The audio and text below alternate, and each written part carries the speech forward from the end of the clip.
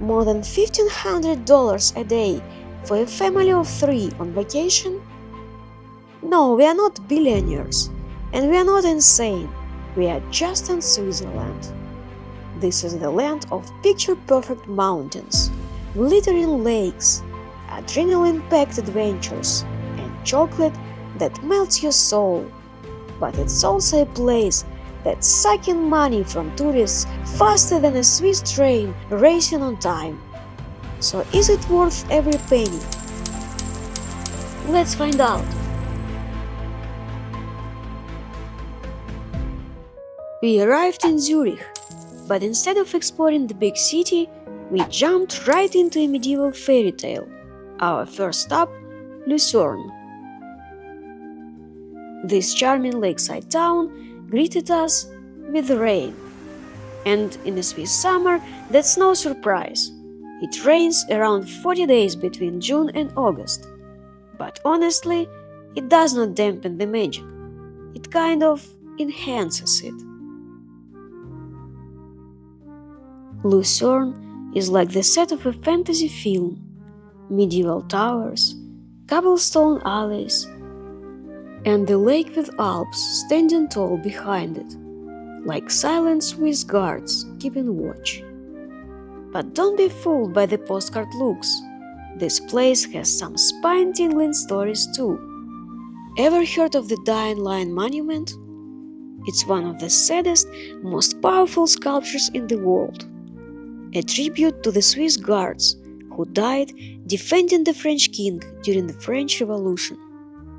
Loyal to the end, even in a war that was not theirs. And when I saw it in the rain, I realized the drops falling on the lion's face felt like tears, a quiet reminders of the monument's meaning for carefree tourists taking smiling selfies in front of it. The town looks like a painting, soft colors, steep tiled roofs, and the lake so calm and peaceful that it feels like even time, always ticking fast on Swiss clocks, pauses to admire its own reflection. At the center of it all is the Chapel Bridge. It's more than 600 years old, and from above, the diagonal span cuts elegantly across the water, like a ribbon tying the past to the present. And then there is the tower. Tall, octagonal, medieval. Once used as a prison and a torture chamber. Now, just another quiet observer of passing tourists. By evening, the rain had faded, and the clouds began to peel away, revealing the soft gold of the hidden sun. We saved the best for the evening, a sunset cruise on Lake Lucerne, complete with dinner. We boarded a boat, not to get somewhere, but just to move, to drift. The sunset cruise on Lake Lucerne is less an activity and more a kind of baptism. The water darkens to ink as the mountains sharpen around you. Little villages flicker to life along the shoreline, each with a church steeple, each holding its own story.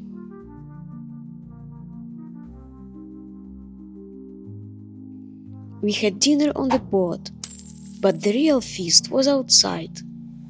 Mountains turning purple, clouds curling like smoke, and the kind of silence you only notice when your thoughts finally go quiet. After the long flight, the roads, the jet lag, this was the perfect way to begin. Not rushed, not loud, just drifting through the country that already felt like a dream we had not fully entered yet. Watching the orange sky melt over the snow-dusted mountains, it was pure magic. We were exhausted after the long flight, but in that moment it did not matter. Switzerland had already cast its spell on us.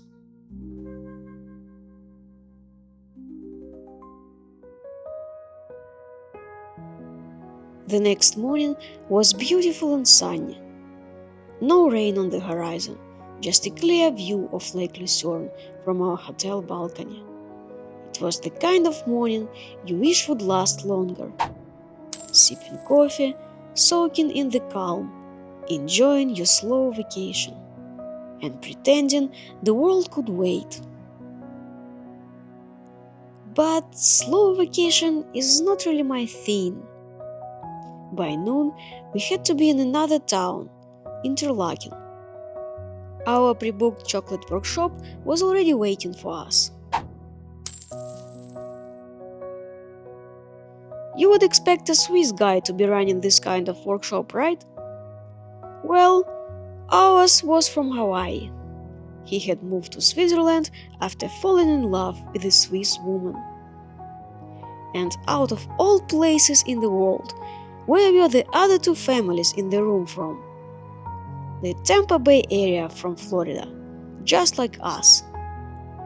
So yes, it turned out to be a room full of Americans making Swiss chocolate in the heart of Switzerland. The workshop was not the kind where you make chocolate entirely from scratch, like the one we did in Costa Rica. But we did learn a few new things, like chocolate mixology and other fun facts. Definitely a hit with the kids, and honestly, with adults too. After the chocolate workshop, we traded sweetness for stone. We headed to the Swiss caves, but before entering, you are tested. Tested by the ladder climb, the unreal beauty of the waterfall above, and the breathtaking views of the glimmering lake below, wrapped in endless green. And it's a hard test to pass, because you want to stop every few minutes just to take it all in and take another picture. And then the cave. Cool, silent, timeless. Like stepping into the earth breath. A place where the noise of the world fades and all that remains is dripping rock and still air. After the sugar rush and sunshine, this was the contrast we did not know we needed. After climbing waterfalls and crawling through caves, it was time for something completely different. A taste of royalty. Afternoon tea served in a castle. Having afternoon tea is not actually a Swiss tradition. It came from England, where it was invented to fill the long gap between lunch and dinner. But somehow, in this pink fairy tale castle with the view of Lake Thun, this tradition found its luxury home. And yes, tea definitely tastes better when it's served in a castle with million-dollar views like this. Especially when you remember the price, which reminded us very quickly that we were still in Switzerland.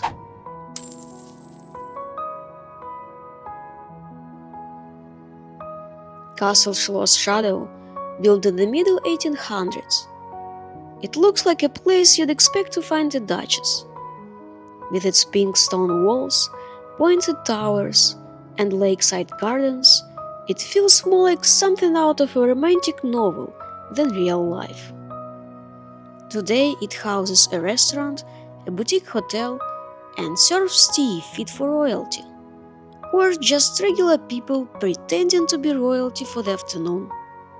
And honestly, we were very good at pretending. Then it was time to head back to Interlaken's old town. It's been around for nearly 900 years.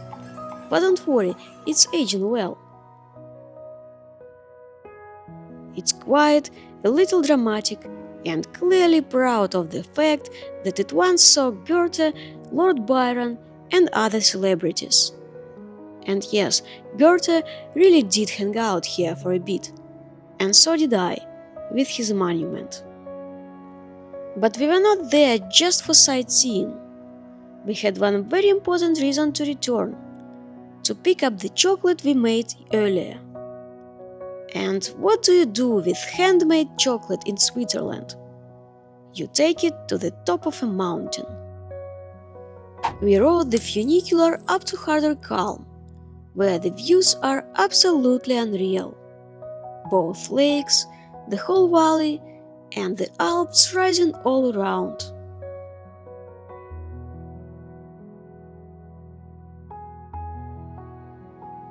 As we reached the top, we heard the deep, echoing sound of the Alp horn.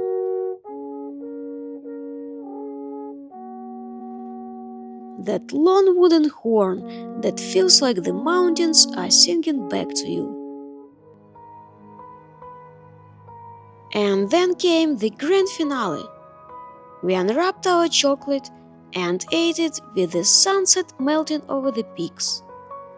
Golden light, alpine air, and Swiss chocolate we made ourselves.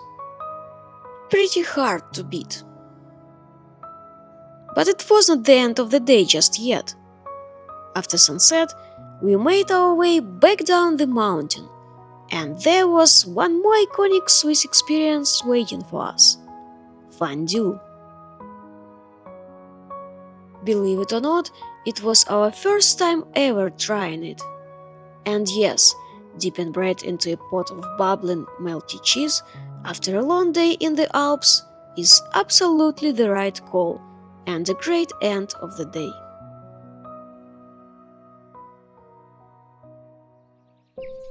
We woke up in another town, even closer to the heart of the mountains, Grindelwald, just 30 minutes from Interlaken. It was a warm, early morning, surrounded by nature. It began with church bells echoing across the valley and birds chirping in the crisp air.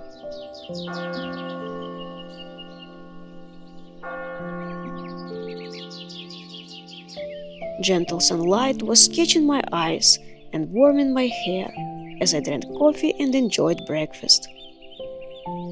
And again, I wanted this moment to last. But in Switzerland, lingering too long is a luxury you can't always afford. There is just too much to do, and the weather has a habit of changing its mind by afternoon. Today's plan? Something truly mind-blowing and completely unexpected for the middle of summer. The journey began with a cable car. We were gliding over a patchwork of green meadows, scattered chalets, and ridges that seemed to roll endlessly toward the horizon. The higher we went, the smaller the houses became, until they looked like toy pieces on a giant map. And then, just when it felt like summer would last forever, a snowy peak appeared in the distance, crisp, white, and shining in the sun like a promise of what was about to come. At the next station, we switched to the famous red Jungfrau train, which brought us to a snowy fairy tale, 365 days of winter, where frosted peaks pierce the sky and icy winds greet you like an old friend. A place known as the top of Europe, home to the highest railway station on the continent, standing at nearly 3,500 meters above sea level. When we arrived at the top, I treated myself to another coffee, this time topped with whipped cream, perfectly matching the snowy mountain peaks in front of me. If you want the best views here, you really do need to arrive early in the morning. By afternoon, clouds usually roll in, wrapping up everything in white and hiding the magic.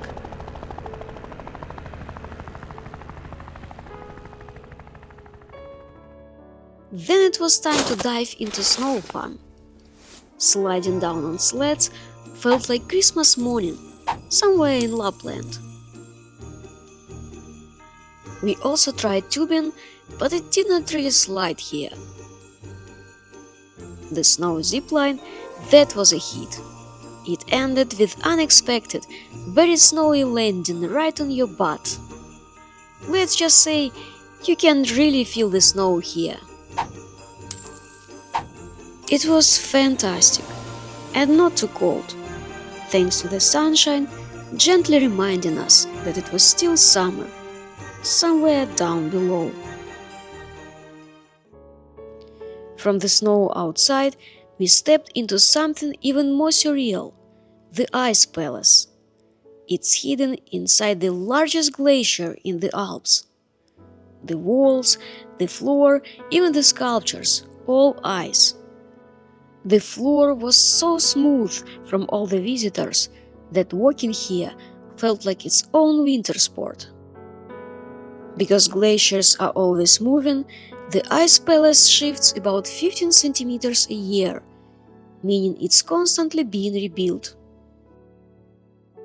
It felt like stepping into a frozen time capsule, a part of the mountain that's always winter, no matter what season the rest of the world is in. Then we headed to the restaurant with an amazing view of the snowy peaks, so close to you.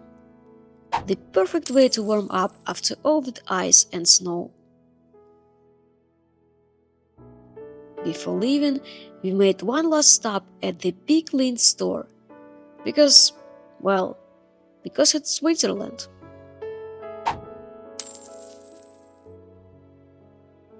For the journey back, we decided to take the train all the way down, just to compare it with the cable car. By then, the weather had started to get worse. Clouds were curling around the mountains, hiding the peaks we had just stood on. The raindrops were slowly landing on the train windows. We were tired from all the snow and ice fun, but it was a good kind of tiredness. As the train carried us lower, the white world faded into green meadows, dark forests, and scattered chalets, a soft, colorful contrast to the winter wonderland we had just left behind. But I will always remember that Christmas in July that Switzerland gave us.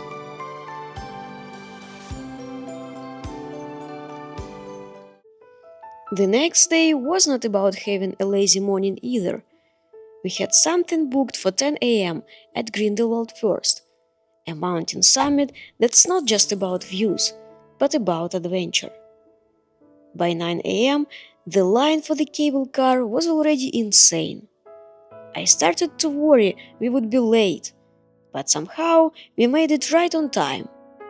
And here we go, preparing for probably the most extreme thing I've ever tried in my life: paragliding. I was advised to book it for the morning because our kit was too light for the afternoon winds and because the weather is calmer. But beyond the logistics, there is something magical about doing it here in Grindelwald. Flying over this place feels like drifting through a postcard, gliding above emerald valleys, sharp rocky peaks, and glaciers that look like frozen rivers. At one point, I thought I might touch the treetops with my feet. My pilot asked if I liked roller coasters, and I carefully said, "Some of them." And that's when he went full crazy mode, tossing us through the air and sending my adrenaline sky high. It was scary like hell, but I loved it. Honestly, if you were to fall here, at least you would know you would land in paradise, because this place is as close as it gets.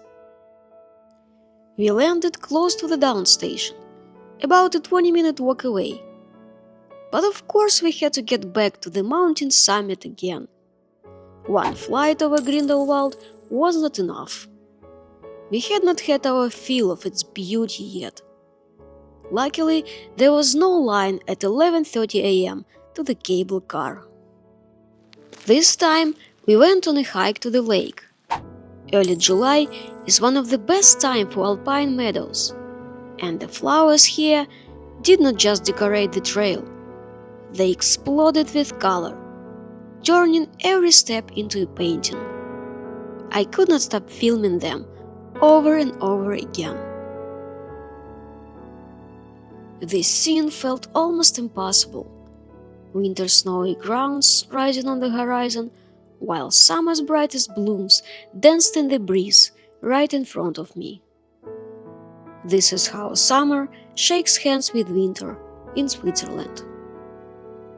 If you're lucky enough with the weather, or just smart enough to come to this lake at sunrise, you might catch the surreal reflection of the mountains, mirrored perfectly in its still water.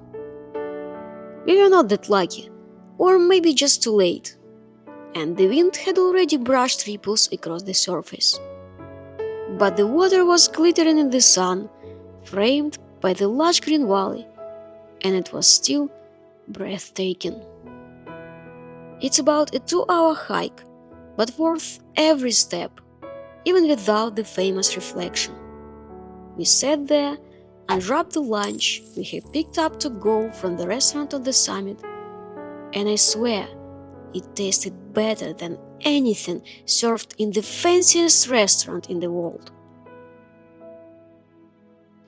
Grindelwald First is a paradise for thrill seekers, from zip lines to mountain carts, and I wish we had time to take the 3-wheel trotter bike down to the mountains. Not just for the fun, but to get closer to the alpine cows and soak in all that green beauty one last time before leaving. But we had to hurry up to the next adventure, one I had been both excited and terrified about for weeks. Even reading about it had made my palms sweat. It was a bungee jump from a cliff in Glacier Canyon. Standing there, strapped in, looking down, I felt my heart pounding so hard it drowned out every other sound. The drop beneath me seemed endless, and for a moment I questioned every life choice that had led me to this edge. Then the guide gave me the smallest push. For a few seconds, there was nothing but the rush of wind, the walls of the canyon racing past, and a raw, unfiltered mix of fear and exhilaration as I was free falling at 120 kilometers per hour. And then the cord caught, and I realized I was still alive. The swing part began, and it was glorious. I could smell the air again. It was full of the aroma of wet rock and cold water. The canyon walls felt so close I could almost brush them with my fingertips. And then it hit me. I just spent $231 on wind in only a few minutes. But those few minutes felt like some of the best hours of my life. People at the bottom were greeting me like I had just stopped a giant asteroid from hitting Earth, and I started to feel like maybe I really did.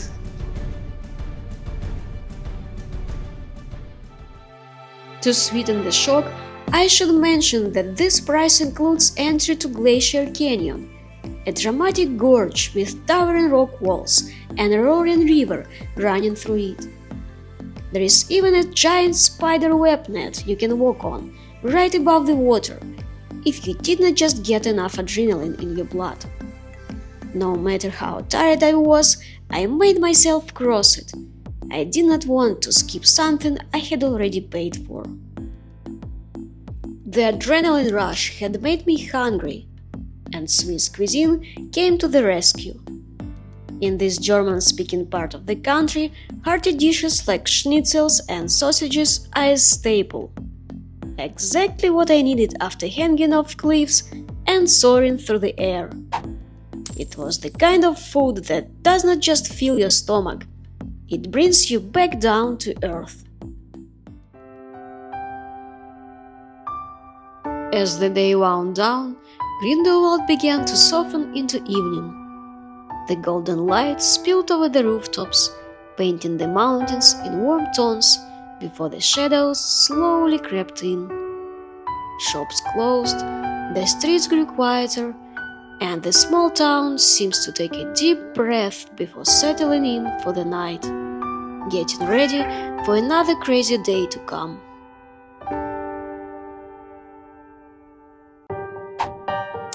Day 5 began like a mission, a secret mission, alongside with Bond.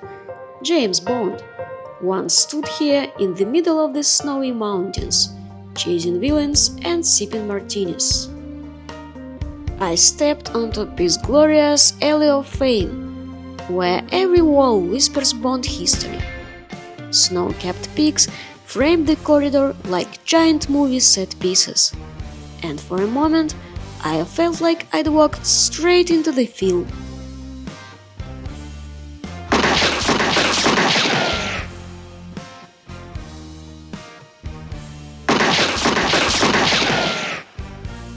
But instead of dodging bullets, my mission was brunch, in a revolving restaurant almost 3,000 meters above sea level. Every 45 minutes, this whole place makes a full turn, serving you not just coffee and eggs, but the entire Swiss Alps on a rotating silver platter. From Piz Gloria, we took the cable car one stop down, to Berg Station. And honestly, the views here might be even better. The mountains seemed closer, sharper, like you could reach out and brush snow from their peaks. Berg is home to the Thrill Walk, a steel walkway clinging to the side of the cliff. Parts of it are see-through, which means you are staring straight down into the valley, while your heart does its own adrenaline dance. James Bond would have run across it in a tux. After the adrenaline rush, I found the perfect cure: Swiss ice cream at the viewpoint. Sitting there, spoon in hand, surrounded by sky, rock and snow, I had to smile. 007 gets martinis. I get a strawberry ice cream, but I think I won that round. We descended into Murin, a car-free village perched on the edge of the cliff like an alpine secret. Here, no cars, no bus, just you, wooden chalets, and a panorama of the mountains rising around you. In a place mentioned as early as 1257, residents once used mules to bring up food. Now, cable cars make it effortless. And when you walk the quiet lanes, the only soundtrack is cowbells and the whisper of the mountains. It's like stepping into another era, one where time slows down and let you soak it all in.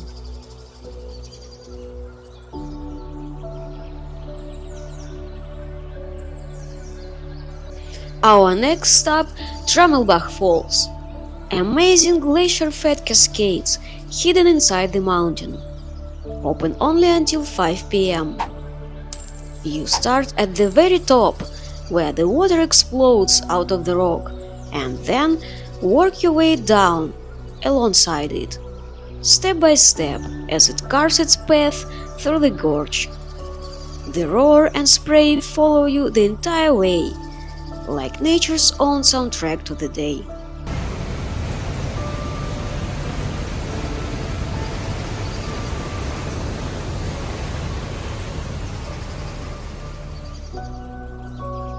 Last stop is Lauterbrunnen, with its most insta-famous showstopper, Staubach Falls, one of the highest free-falling waterfalls in Europe. It plunges nearly 300 meters from a sheer cliff straight into the Lauterbrunnen Valley. The goats lounging lazily in the grass nearby did not care about that fact though. This postcard view was just another Tuesday for them. Instagram may have made it famous, but no photo prepares you for walking behind the waterfall, looking out at the village through a shimmering veil of mist. And if you're brave enough to climb up to it after a long day, from up there, The whole valley seems to sparkle in spray, patiently watching as crowds of tourists crawl through its streets.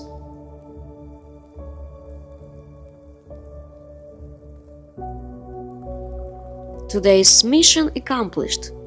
We celebrated with donuts from a food truck parked right next to the falls. And honestly, I am willing to bet no James Bond nor Her Majesty ever ended a mission with something this sweet. My name's Bond. James Bond.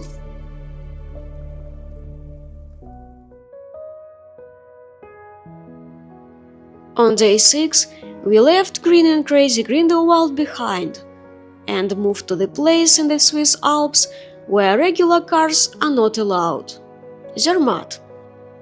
We parked in Tash and hopped on the train for the final few Alpine miles. Zermatt greeted us with its timeless charm. Its heart is the old town where centuries-old wooden chalets stand shoulder to shoulder, their dark facades weathered by sun and snow. These houses were built high on stone stilts, not for looks, but to keep grain safe from mice and damp, back when life here was all about survival in the mountains. Some of these chalets are more than 500 years old. Cutting straight through the village is the Mater Vispa River, racing down from the glaciers above. It slices Zermatt in two, rushing, foaming, unstoppable. Its sound follows you everywhere, like the heartbeat of the valley. At the center rises the old church, a magnet around which all of the other buildings seem to gather. We stumbled onto a plaza where older men and women in traditional outfits were playing Alp horns, musical instruments we already saw at Harder Calm Summit in Interlaken. It felt like Zermatt itself had rolled out a special soundtrack just for us.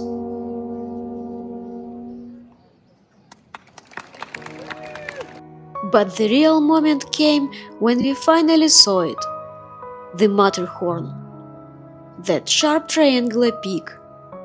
The same one you know from postcards and those famous chocolate bars.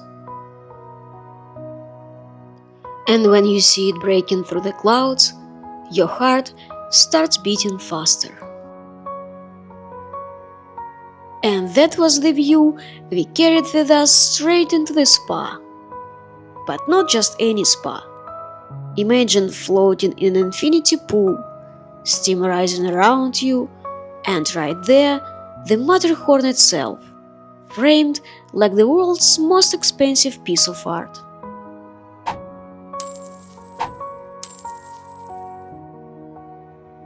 That view was not just luck. We were at a grand hotel that has been gazing at the Matterhorn for more than 100 years. No candles needed, no relaxing playlist.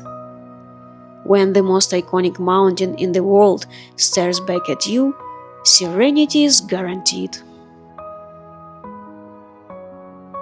After days of adrenaline and adventures, this was the pause I really needed.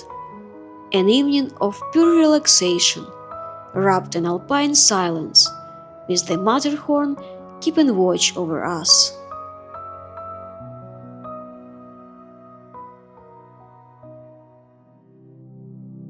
Day 7 started with a rush. I had one important goal: to catch the reflection of the Matterhorn. We needed to reach Rottenboden station early, while the water was still and the sky was clear. As the train climbed, I kept checking the sky, worried that winter clouds would ruin it. The tension built with every stop, until finally we arrived, and I hurried straight toward the lake. The trail from Rottenboden passed through a beautiful alpine garden, and I wanted so badly to stop and embrace it, but I knew time was against me. I hurried past the flowers, heart racing, until the lake came into view. And there it was, perfectly still water, with the Matterhorn standing tall, mirrored in front of me. The reflection I had been chasing was finally mine. For centuries, people admired this mountain only from below. Its sharp ridges and perfect pyramid shape seemed untouchable, almost forbidden. Many believed it simply could not be climbed, or perhaps it should not be. It was not until 1865 when the first team dared to reach the summit. They succeeded, but on the way down, tragedy struck, and most of them never returned. Since then, the Matterhorn has kept its reputation as both a marvel and a warning. Here, the landscape feels different, less green, more raw. The air sharper, the ground harsher, as if the mountain's cold presence shapes everything around it. This is not a gentle green valley like in Grindelwald. This is the high Alps, rugged and unforgiving. And yet, beneath the icy surface of the lake, life still moves quietly. Fish swimming in the water that seems almost too cold to sustain them.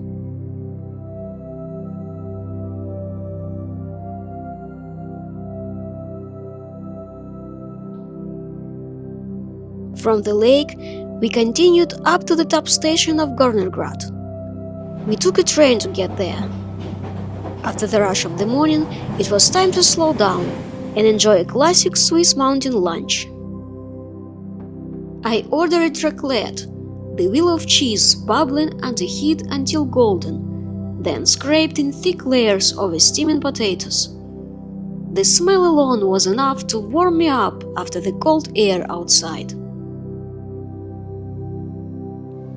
And then came dessert, chocolate fondue, a pot of smooth melted Swiss chocolate, rich and silky, with pieces of fruit ready to be dipped. While cheese fondue has been a mountain tradition for centuries, chocolate fondue is actually a more modern invention, created in the 1960s as a way to promote Swiss chocolate. But today, it feels just as iconic. And the view waiting outside for us was no less iconic.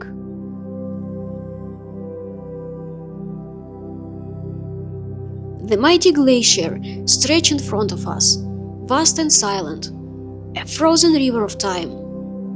A river that began its journey thousands of years ago, still inching forward just a few centimeters each day. Beside it stood the strange observatory building, its domes gleaming like alien eyes, a touch of the future dropped in the heart of the eternal Alps. It's home to Switzerland's first remote-controlled observatory, letting anyone point a telescope toward the stars from afar. On the tracks nearby, the bright yellow carriage stood at the top station, waiting for tourists to snap their photos, a splash of color against the stone and snow. Instead of taking a train straight back, we chose to hike down to the previous station, where we saw the Matterhorn reflection. It's known as one of the most scenic stretches, with the railway weaving through the mountains. From the trail, we could watch the orange-brown carriages curve along the slopes, framed by towering peaks and deep valleys. Now I finally had time to embrace the beauty of the alpine flowers. Seeing them against the glacier seemed almost impossible, a vision no painting had ever prepared me for. The kind of beauty that makes you stop, breathe, and realize you are standing inside a masterpiece no artist could ever capture. The only thing missing from our day was meeting the famous Valais Blacknose sheep, They are known to be some of the cutest animals in the Alps. There is even a mobile app that lets you see where the GPS-tagged sheep are grazing in real time. They usually graze the alpine meadows from early July through August, but when we visited on July 2nd, they were still on vacation. If you ever have a chance to meet them, let me know. I imagine it must be unforgettable. On day 8, we went to Matterhorn Glacier Paradise. While Jungfraujoch is the highest train station in Europe, this is the highest cable car station. We even took a cabin with a transparent floor, and it was thrilling. The ice and snow sliding right beneath your feet, so close you could almost feel the void under your shoes. But once we reached the top, it did not feel like paradise. The Matterhorn was hidden in the clouds, the views were boring, and we felt a little disappointed. That's when we made a spontaneous decision to go to Italy. Yes, you heard right.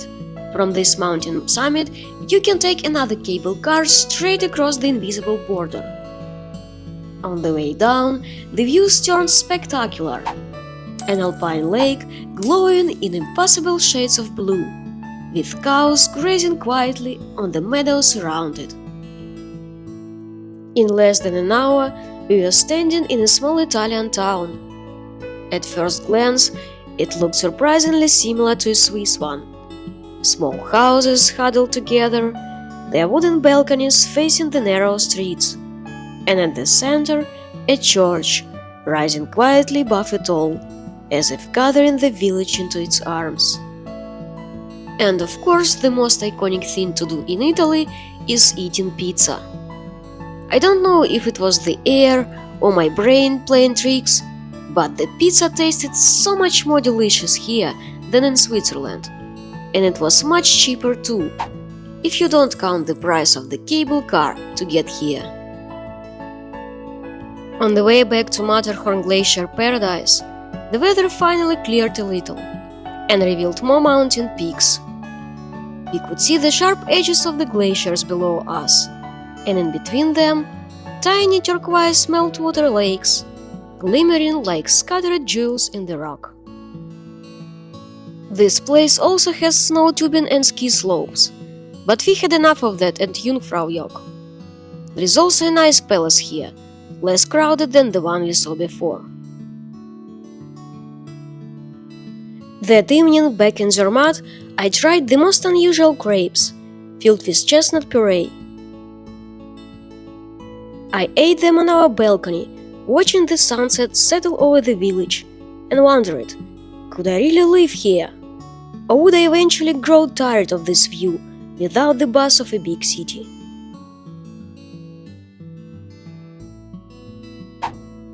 On our last morning in Zermatt, I finally had time to truly relax, embracing the gentle alpine light and the view from our balcony. But before leaving this beautiful place, Zermatt had one final surprise for us. Walking toward the train station on the main street, we paused as a few young kids led goats down the road. And not just any goats. These had perfectly split coats, black in front, white in back. Their two-tone fur was not just eye-catching, it was almost mythical.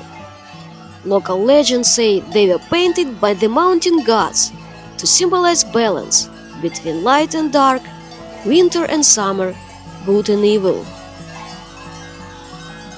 In summer, these Valais black-neck goats parade through the village twice a day, at around 9 a.m. and 5 p.m.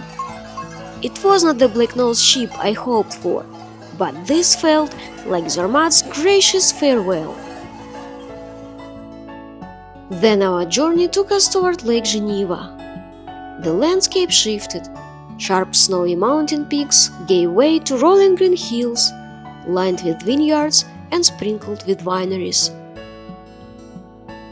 Our next stop was a medieval castle, built at the end of the 12th century by the Knights of Eagles, which gave the fortress the name of this gorgeous bird. And the castle truly looks like an eagle, soaring above the vines like a guardian of time.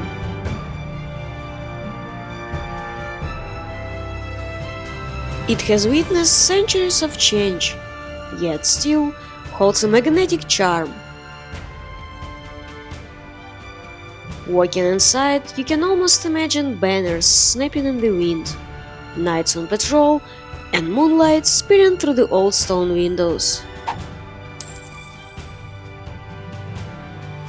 The small town surrounding the castle grew along ancient Roman roads, and even today you can feel the pulse of history in its narrow streets, its fountains, and in the way the vineyards cling to the hills, like living memories.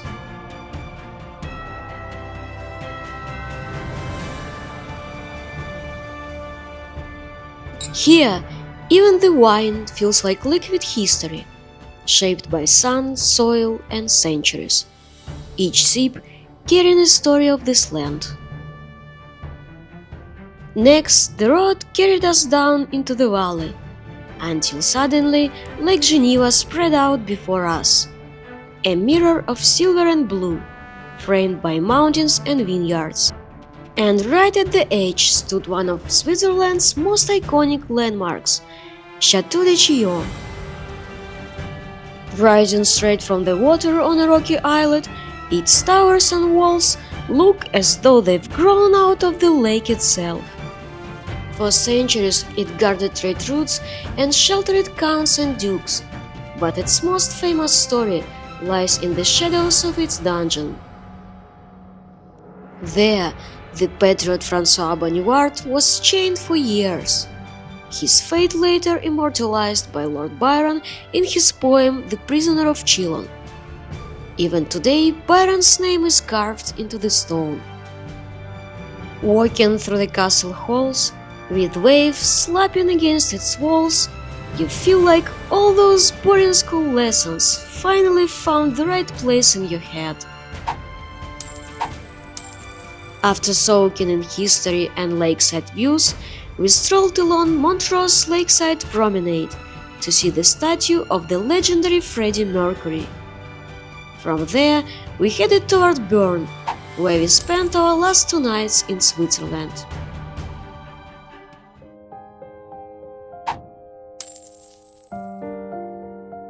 Day 10 began with a trip to the cheese factory Emmentaler, the birthplace of the world-famous Emmental cheese. The landscape here is completely different from the Alps which is left behind, and also from the vineyards of Geneva Lake. The mountains are far away on the horizon, barely visible through the haze, while all around us stretched gentle, rolling hills, divided into neat patches of farmland. It was calmer, softer Switzerland, one shaped by fields and cows, rather than glaciers and peaks.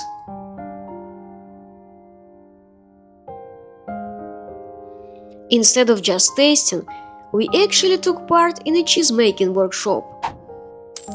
Unfortunately, the whole workshop was in German, but luckily, one kind man from the group agreed to translate it for us. We poured warm milk, stirred, and pressed it into little molds, magically creating soft white cheese in the shape of heart.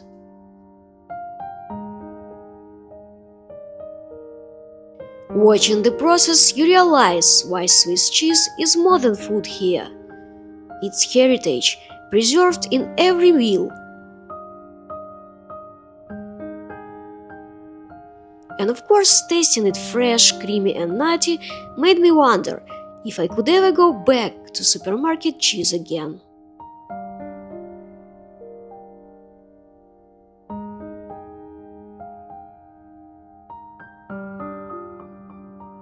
Later that day, we returned to Bern, Switzerland capital. Though it does not feel like a capital at all. Instead of skyscrapers, you find arcaded streets, red-roofed houses, and the river looping like a turquoise ribbon around the old town. The river is not just for decoration, it's part of local life. In summer, people leap into the fast cold water and let the current carry them downstream, hopping out at another spot as if the river itself were public transport. Watching it, you feel how deeply the city belongs to its river.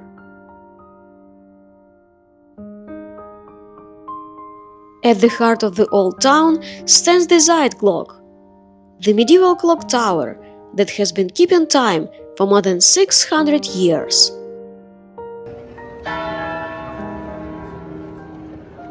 Every hour, its little mechanical figures spring to life.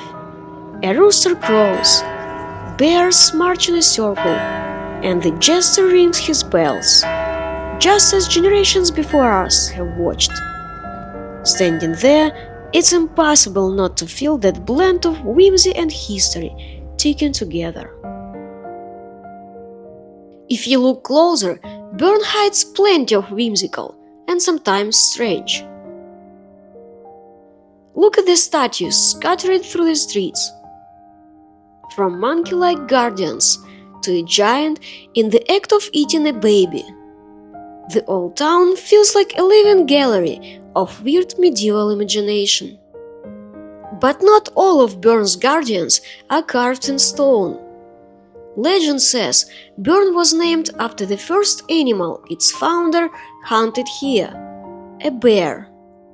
Since then, Bear has become the city's guardian, watching over Bern from its flags, fountains, and even in the Bear Park by the river. We saw one moving slowly across the grass, a living emblem of the city. And if you want to take a little bear home with you, Bern has its own traditional bear-shaped cookies, sweet, nutty treats that carry the city's spirit in every bite. That was our last day in Switzerland. The next morning, our flight was waiting for us in Zurich. The golden sunset over Bern felt like the perfect farewell. In this soft sunlight, Bern looked even less like a capital and more like a fairy tale dream. So was this trip worth every penny? Absolutely. And the money? Well, we'll just have to print more soon for the next adventure.